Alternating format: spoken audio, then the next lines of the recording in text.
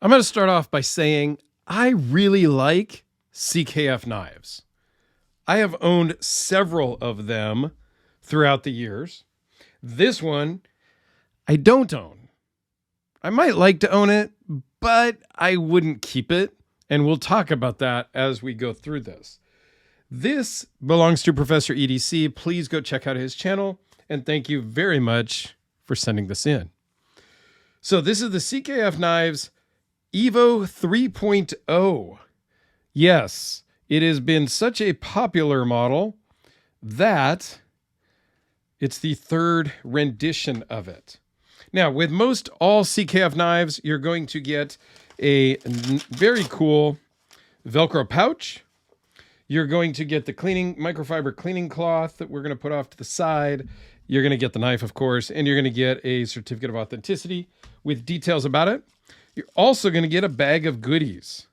Now, I did a video recently on the District 9 catastrophe, which came with a much bigger bag of goodies.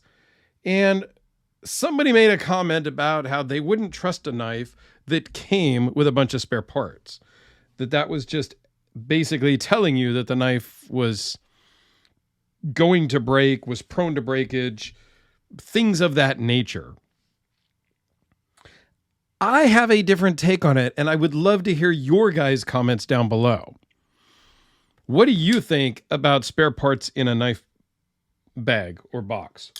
When you buy a knife, do you expect spare parts? Would you like spare parts?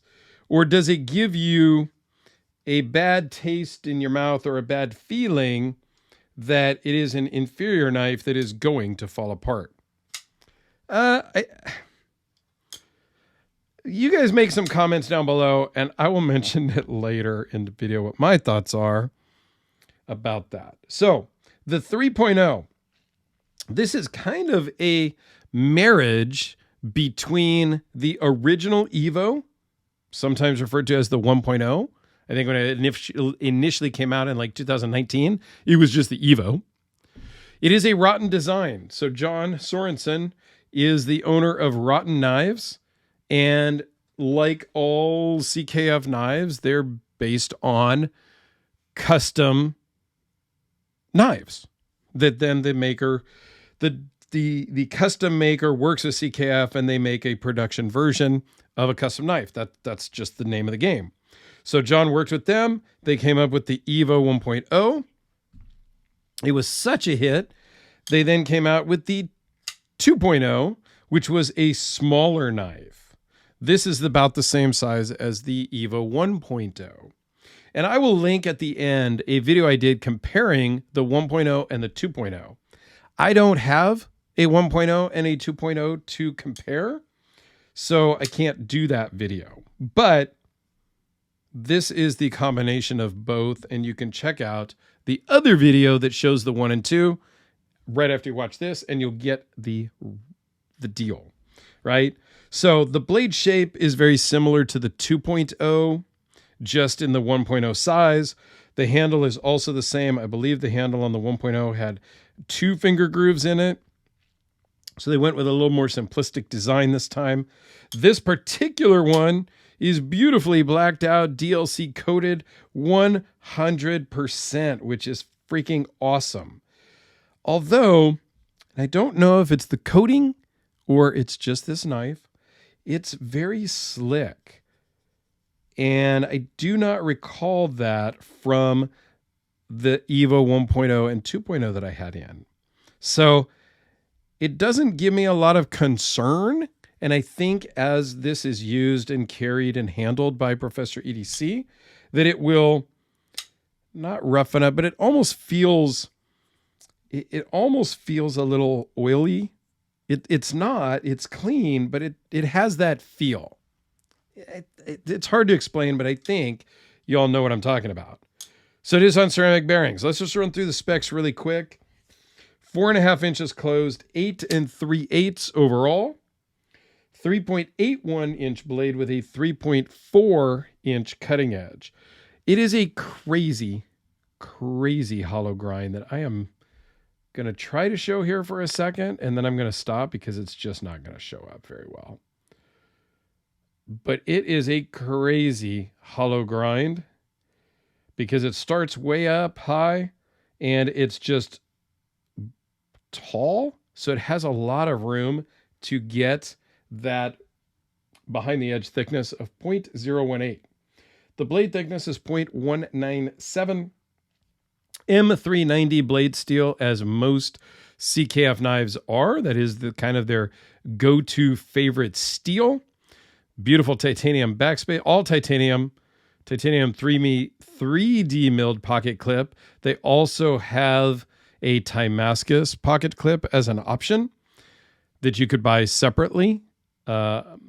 That I know Alex did buy the Damascus clip. He bought the standard stonewashed, just raw titanium version. M390 back here on the blade, and number 316 because they do limited runs. Typically it's 250, 300, 500 knives. I don't know what the total number of these are, but they are all limited runs from CKF. So this comes in at overall thickness of 0.552, ceramic bearings, as I mentioned, and it weighs in at 6.3 ounces. So it's not a lightweight, but it's not bad. Here it is next to a Sharpie, a Spyder Codelica, the Kubi KB237, also an all blacked out knife. I'm trying to think. I don't know that I have another all blacked out knife right here. So there you go. How about on the other side of the spectrum, the custom full dress interface at 1.5 ounces versus 6.3. But look at that.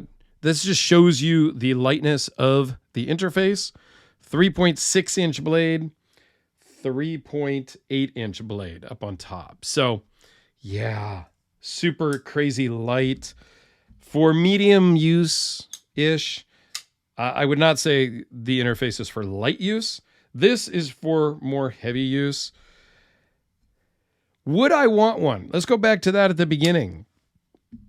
I look at this like I look at the Koenig Arius, a knife that I did own for a minute or two, a day or two, maybe a couple of weeks before I sold it.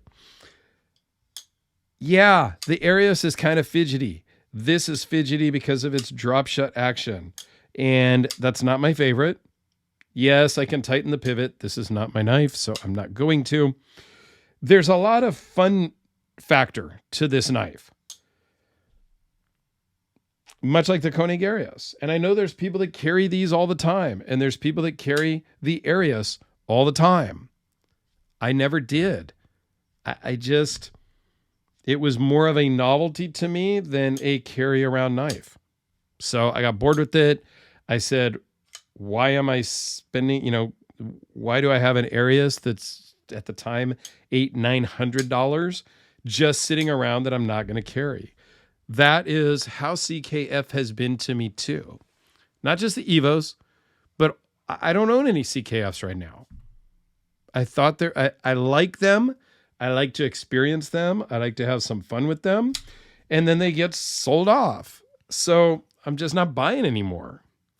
I don't know. I don't think that this would really satisfy me as an owner in my collection to own one of these and carry it on a regular basis. I just don't think I would.